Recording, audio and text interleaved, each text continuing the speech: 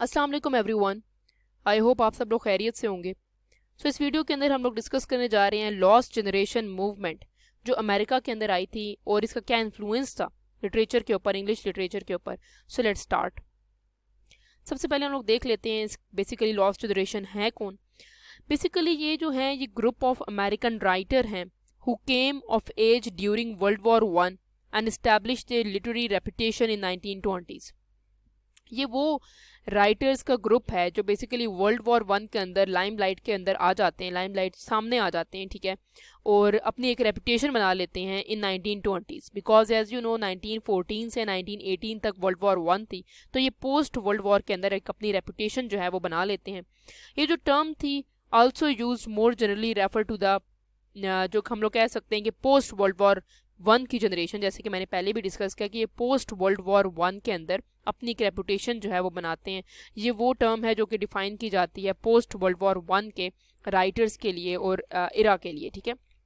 और इस जनरेशन को लॉस्ट जनरेशन इसलिए कहा जाता है, इस सेंस में कहा जाता है बिकॉज इसके अंदर जो वैल्यूज़ थी, जो ट्रेडिशंस थी, जो उन्होंने अपनी राइटिंग्स में इस्तेमाल की या जो उस दौर में थी, वो उसके बाद नो लॉन्गर रेलिवेंट, ठीक है। पोस्ट वर्ल्ड वॉर के अंदर उसकी ज़रूरत नहीं रही क्योंकि वो जो कुछ भी लिख रहे थे ड्यूरिंग वॉर, वो आफ्टर वॉर उसकी ज़रूरत जो है वो पेश नहीं आई, ठीक है। अब जो ये राइटर्स थे इन्होंने विटनेस किया था हॉरर्स ऑफ वॉर, जो कि इनको बना देती है डायरेक्शनलेस, सिनिकल, एमलेस, ठीक है। ये वो राइटर्स थे जो कि बेसिकली उसके कॉन्सिक्वेंसेस के बारे में भी लिख रहे थे, उस वॉर के हॉरर्स जो थे वो बता रहे थे, फियर्स बता रहे थे, लेकिन वो जो कुछ भी बता रहे थे वो वॉर के बाद जो था वो रेलिवेंट नहीं रहता। इसीलिए इनको कहा जाता है कि ये लॉस्ट जनरेशन थी। इन्होंने जो कुछ भी लिखा वो बाद में ज़रूरत नहीं पेश आई उसको पढ़ने की, ठीक है। और ज़रूरत जो थी सिर्फ इसलिए पेश आई कि नॉलेज गेन करने के लिए ज़रूरत है, लेकिन उसकी इतनी सिग्निफिकेंस जो थी वो नहीं रही, ठीक है, उनके काम की। इन्होंने इस राइटिंग ने इनको, इस हॉरर ने जो कुछ भी इन्होंने वॉर को विटनेस किया उसने इनको एमलेस बना दिया, जो उनकी कोई पर्पस नहीं था ज़िंदगी का, डायरेक्शनलेस, कोई डायरेक्शन नहीं थी, ठीक है। अब जो प्रोमिनेंट राइटर थे वो थे T S. Eliot, Ernest Hemingway, F. Scott Fitzgerald, ठीक है।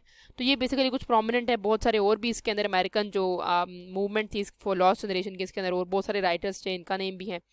अब इसके अंदर जो पर्पस था is to explore and analyse their own war experiences, understand socio-cultural change, and redefine their own purpose and system of values through their work, ठीक है। तो इनका क्या पर्पस था, इनका ये काम था कि जो कुछ भी इन्होंने फेस किया है ड्यूरिंग वॉर, जो कुछ उन्होंने वॉर के अंदर फेस करके लिखा है, ठीक है, उसको रीडिफाइन करें। इनका क्या पर्पस है, क्या वैल्यूज़ हैं, क्या सकाफत है उस जगह की जहाँ पर ये रहते रहे हैं और वॉर को इन्होंने देखा है, ठीक है, क्या हॉरर्स रहे हैं वॉर के, ठीक है, वॉर कैसे इनको एमलेस बना रही है।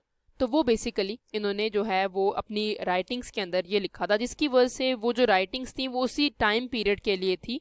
उसके बाद वो जो थी वो लॉस्ट जनरेशन बन गई। ये लोग, इनको, इनके जो वर्क्स थे वो नो लॉन्गर यूज़ रहे, ठीक है, किसी ज़रूरत के तहत लोग पढ़ें तो पढ़ें, अदरवाइज़ इनके जो काम थे, जो कुछ इन्होंने लिखा वो एक स्पेसिफिक एरा के अंदर था, जिसकी वजह से इनको लॉस्ट जनरेशन कहा जाता है। इस सेंस में इनको लॉस्ट जनरेशन कहा जाता है अमेरिका के अंदर के जो कुछ भी था, इन्होंने सिर्फ वॉर टाइम राइटर थे। ये बाद में इन्होंने बहुत कुछ लिखा आफ्टर वॉर के बाद भी वो यूज़ में था, लेकिन जब उन्होंने जो वॉर के दौरान लिखा वो फिर यूज़ में नहीं रहा, ठीक है।